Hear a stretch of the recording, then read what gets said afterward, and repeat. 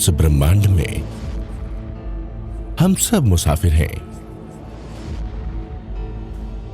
अनंत में स्वयं की खोज, ज्ञान के शिखर पर साधनाओं की खोज। हमारा चंचल मन सूक्ष्म से गूढ़ और गूढ़ से सूक्ष्म की कभी ना खत्म होने वाली इस यात्रा में चल पड़ा है। तो फिर कहां मिलेगा सुख, कहां जागृत होगी चेतना? आखिर कौन बताएगा कि हम खुद शून्य हैं या फिर पूरा ब्रह्मांड ही शून्य सा सूक्ष्म बनकर हमारे भीतर समाया हुआ है? मगर जीवन तो क्षणभंगुर है। सांसारिक मोह माया के वशीभूत बनाए गए हमारे महल और धन दौलत सब यही रह जाने हैं। आखिर कब हम अपने मन के पार शून्य को समझकर ध्यान और चेतना के सहारे अंतर यात्रा शुरू करेंगे? अनुभूतियों की गहराइयों में शांति के सूत्र खोजकर आखिर कब अंतस की अनंत सुखद यात्रा पर निकल पड़ेंगे? वो वक्त आ गया है, आज और अभी। आचार्य सम्राट डॉक्टर श्री मुनि जी महाराज साहिब ने ओसवाल कुल के एक ऐसे परिवार में जन्म लिया जो आर्थिक रूप से संपन्न था।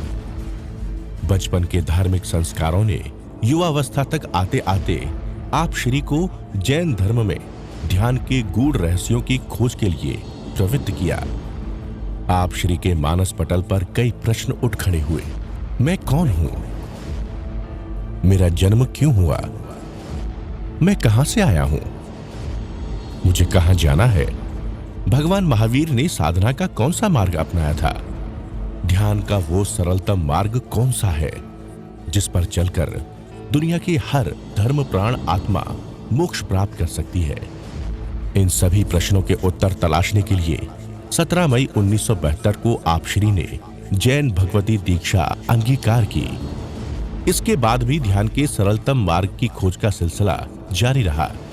1978 में गुरु आज्ञा पाकर आप श्री भगवान महावीर के बताए ध्यान साधना पथ की खोज में भारत भ्रमण पर निकल पड़े। भारत भ्रमण में आप श्री ने ध्यान विधियों को खुद परखा और कई नए प्रयोग किए और आखिरकार आत्म ध्यान की साधना एवं भगवान महावीर की साधना की तलाश पूरी हुई। अपने आत्म स्वरूप के बोध के साथ साथ अपनी साधना का शिखर भी पा लिया। दृढ़ संकल्पों और अथक परिश्रम व पुरुषार्थ से आचार्य श्री ने जो पाया उसे अब जन जन तक पहुंचाने का आध्यात्मिक उपक्रम चल रहा है। आपके प्रमुख शिष्य आत्मयोगी श्रमण संघीय प्रमुख मंत्री श्री शिरीष मुनि जी आप श्री के सानिध्य में संपन्न होने वाले सभी शिविरों के आप एकमात्र साक्षी तो हैं ही। सभी ध्यान शिविरों का संचालन भी आप ही करते हैं।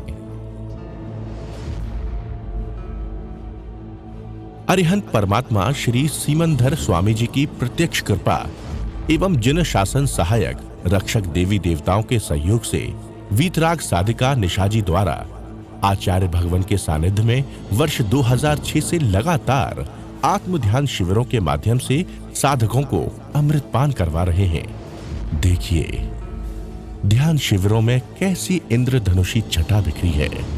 मन के अंधेरे कोनों से कैसे प्रकाश की किरणों का अवतरण हो रहा है। देखिए कैसे विचार और भाव केंद्रित हो गए हैं। मन और प्राण उसमें घुलने लगे हैं।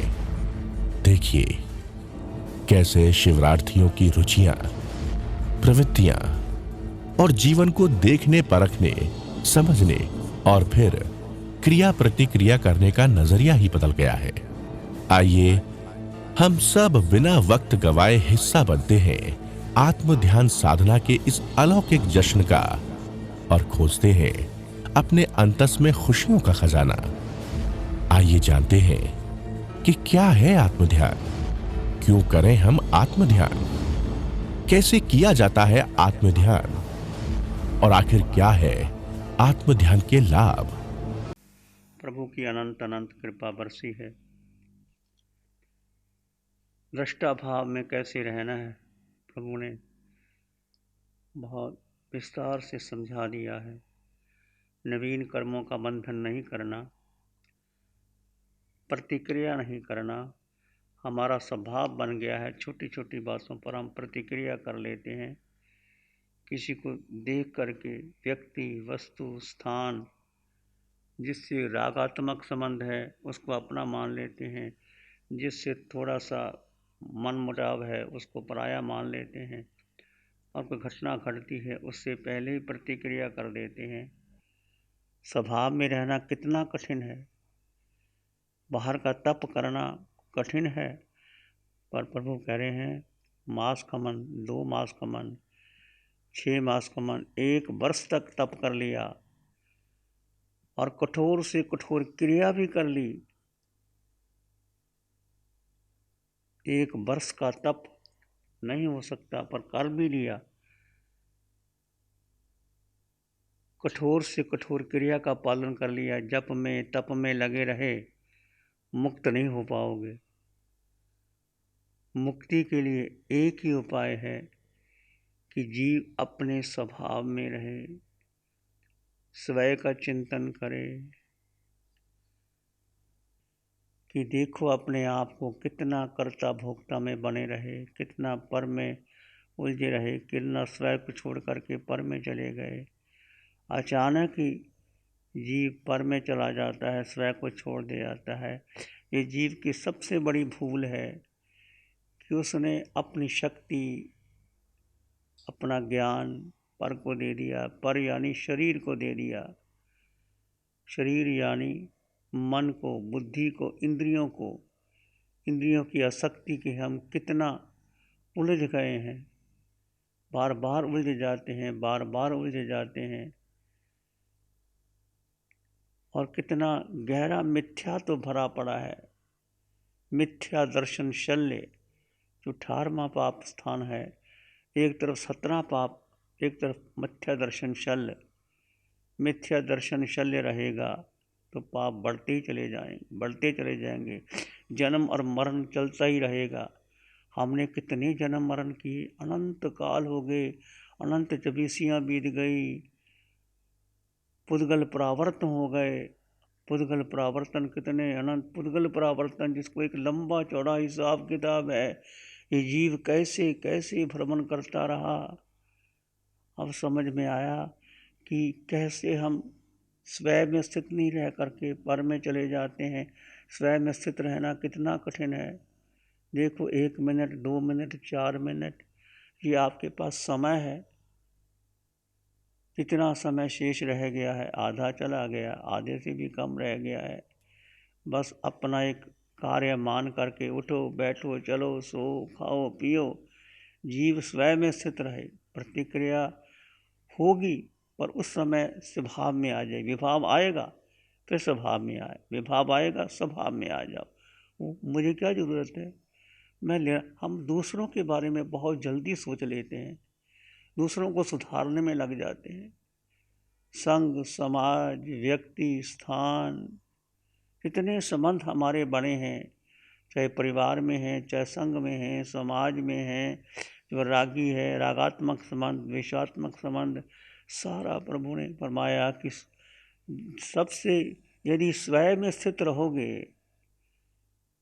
तो कोई पाप कर्म लगेगा ही नहीं। अपने आप काम झड़ते रहेंगे, झड़ते रहेंगे। स्वयं में स्थित रहोगे, वो कर्म, कार्मन शरीर जीव को स्पर्श नहीं करता। कार्मन शरीर देह को पढ़ाता है। और यदि आप अपने स्वभाव में रहे तो कर्म स्वतः ही निकल जाएंगे। सभी तीर्थंकर भगवंतों के कितने बड़े बड़े उपसर्ग आए, स्वयं में स्थित रहे और बड़े से बड़े संकट काट लिए उन्होंने। स्वयं में स्थित रहना बहुत बड़ी उपलब्धि है। ये पंचम काल में चौथे आरे की वाणी, कैसे कर्म क्षय करने हैं, कैसे मुक्ति प्राप्त करनी है, बस एक उपाय यही है। कोई गिनती करने की जरूरत नहीं, मेरी इतनी समय की होगी, मेरे इतने मास कमन हो गए। मास कमन ही करना मुश्किल है, एक भी नहीं कर सकते। मैंने तो आज तक एक मास कमन ही नहीं किया, 6 के ऊपर ही कभी गया नहीं। जले भी गए तो क्या कर लोगे। गिनती करना, किसी को बताना, ये सब कर्ता भोक्ता में आता है। मेरे इतने वर्षी तप हो गए, मैंने इतना कर दिया, मैंने संती संतों की सेवा की, मैंने इसको ये कर दिया। किसी के बारे में कुछ ना सोचो, अपने बारे में सोचो, कैसे अपने में रह करके कर्मों का बंधन बांधते चले गए। सूक्ष्म कर्म से बंधन बांधते रहे, और कर्म निर्जित करने का एक ही उपाय है, एक ही उपाय है कि जीव अपने स्वभाव में आ जाए। कर्ता भोक्ता छोड़ करके मात्र दृष्टा, प्रभु भगवान दृष्टा भाव में रहते हैं। समोसरण रचता, देव रचते हैं, इंद्र आते हैं, देशना सबको समान देशना मिलती है। जैसे हम यहाँ बैठे हैं, ये देशना चाहे महाविद्या में हो, ये सारी देशना एक ही देशना है कि जीव अपने स्वभाव में आ जाए। अपना स्वभाव केवल ज्ञाता दृष्टा भाव है। बहुत कठिन है रहना। कैसे मिथ्यात्व में मन जाता है, समकत में नहीं रह जाता, फिर उलझ जाते हैं। कभी मूर्छा आती है, कभी कुछ चला जाता है। ये सारे हमारे विभाव है। विभाव किसी रूप में भी आते हैं। विभाव से स्वभाव में आने का प्रयास करते रहो, बार बार प्रयास करो। और ये केवल बंद आंखों से नहीं होगा, खुली आंखों से भी प्रयोग करते रहो। उठते बैठते चलते सोते किसी को देखो, उसकी देह को मत देखो, उसकी वृत्ति को ना देखो। हम केवल उसकी वृत्ति को देखते हैं, और वृत्ति को देख करके हम कर्मों का बंधन कर लेते हैं। वृत्तियाँ सबकी अपनी अपनी हैं, उसको छोड़ करके अपने स्वभाव में रमन करो। दृष्टा भाव, दृष्टा भाव में रहोगे तो सुख ही सुख है। कर्ता भोक्ता में आ गए तो कर्मों का बंधन है। किसी को सुधारना नहीं, अपने स्वभाव में रहना है, अपने आप में रहना है। जीव ये आत्मन इतनी उच्च साधना जो सारे जन्मों जन्मों के मिथ्यात्व, मिथ्या दर्शन चल, मिथ्यात्व टूट गया, फिर मोह टूट गया, कार्य सिद्ध हो जाएगा। मिथ्यात्व और मोह दो बंधन है। मोह किससे? देह को अपना मान लेना और देह के प्रति मोह कर लेना। ये मोह सबसे ज़्यादा देह के प्रति है। इस देह से मोह किया, फिर परिवार के लोगों से, मेरा भाई, मेरी बहन, पति पत्नी, संबंधी, कितने संबंध, फिर व्यक्ति वस्तु से राग, फिर कितना संग्रह करते हैं, कितना चाहिए हमें। विचार करो, कितनी सांसें हैं, कितना जी लोगे, 20 बरस 30 बरस जी लोगे, और कितना सामान है, क्यों और इकट्ठा किए जा रहे हैं। सारा मोह है ना। बेटे के लिए, उस बेटी के लिए, उसके लिए, शादी के लिए, उसको सुधारने के लिए, उसको पढ़ाने के लिए, सारा मिथ्यात्व है। केवल अपने को जानो। जब देही मेरी नहीं है तो किस देह को अपना बना करके हम संचय किए जा रहे हैं। जो तुम्हारे पास है वो परोपकार में लगाओ, और अपने जीवन में अपने को सुधारो। मात्र दृष्टा भाव, मात्र दृष्टा भाव। अनंत अनंत कृपा अरिहंत परमात्मा की। प्रभु कहाँ बैठे हैं? प्रभु तो अनंत सुख में है। प्रभु हर पल सुख में रहते हैं, क्योंकि आत्मा का स्वभाव अनंत सुख, अनंत ज्ञान, अनंत दर्शन। देशना देते भी सुख में हैं, हर कार्य करते सुख में हैं। हम क्यों सुख में नहीं रह सकते? क्योंकि अपने स्वभाव में नहीं रह पाते। आत्मा का अपना स्वभाव सुख में है, वो भीतर है। ये प्रकट होगा, धीरे धीरे प्रकट होगा। बस इस साधना को आत्मसात करते चले जाइए, करते चले जाइए, आगे बढ़िए। भगवान कहते हैं आप आगे बढ़ जाओगे, निश्चित आगे बढ़ जाओगे, कर्म काट लोगे। एक आत्मा पर अटल श्रद्धा, अटल विश्वास कि आत्मा के सिवाय मेरा कुछ नहीं। हम कह देते हैं मैं जीवात्मा हूँ, पर जीते नहीं। जीना कितना कठिन है। बुद्धि से कह देना मैं जीवात्मा हूँ, पूरे ब्रह्मांड में मेरे सिवाय मेरा कुछ नहीं, पर जीना, स्वयं में स्थित होना, जीव का जीव में स्थिर होना कितना, 2 मिनट 4 मिनट 6 मिनट कितना रह पाते हो, इसको बढ़ाओ। उस जन्म में शायद समकत प्राप्त कर लो। 24 मिनट रह गए तो आगे से आगे फिर अपने आप कार्य सिद्ध होगा। फिर महाविद्या में जाओगे, इतना जोर लगाने की जरूरत नहीं। वहाँ का वातावरण ही ऐसा है, वहाँ केवल ज्ञानी विचरते हैं। बहुत देख कर के आपको प्रभावित हो जाओगे। पंचम काल में मिथ्यात्व चारों ओर मिथ्यात्व है। इस मिथ्यात्व को समकत में लाने के लिए आपको कठोर परिश्रम करना पड़ेगा। एक ही प्रभु की वाणी का संबल है।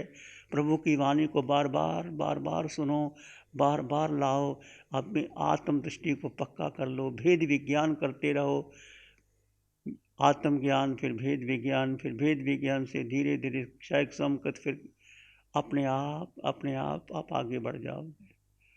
फिर भगवान कहते अंतिम निर्णय आपका है, श्वासें आपकी हैं, जो जैसा करेगा वैसा होगा। भगवान अपने पर छोड़ देते हैं, किसी को कुछ नहीं कहते, बस आप अपने स्वभाव में रहो, अंतिम निर्णय आपका होगा। आप कितना कर्मों का बंधन कर रहे हैं, नजरा कर रहे हैं, जी आपके भीतर की चित्त की अवस्था है। स्थित रहिए, आपका मंगल हो, खूब खूब मंगल। नमो अरिहंतानं, नमो सिद्धानं, नमो आयर्यानं, नमो उपाध्यायानं, नमो लोय सत्साहुनं, धम्मो मंगल मुखितम अहिंसा संयमो तव, देवावित्तं नमं संति जस धम्मे श्यामः।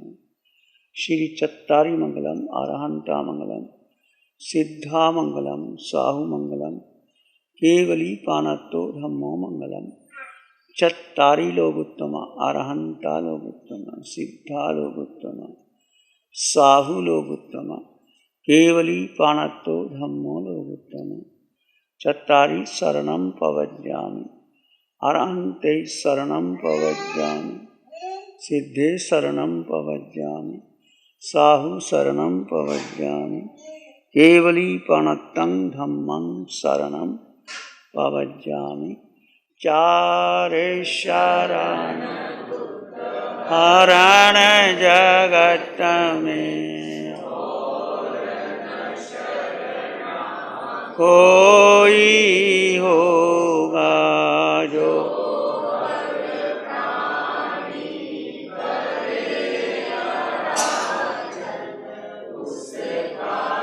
अजर अमर, उससे का सदा। Program sponsored by Sudarshana Jain, Rajesh and Pammi Jain, Khar West, Mumbai, Man Aluminium Limited। गुरु हमको ऐसी कृपा दृष्टि दे।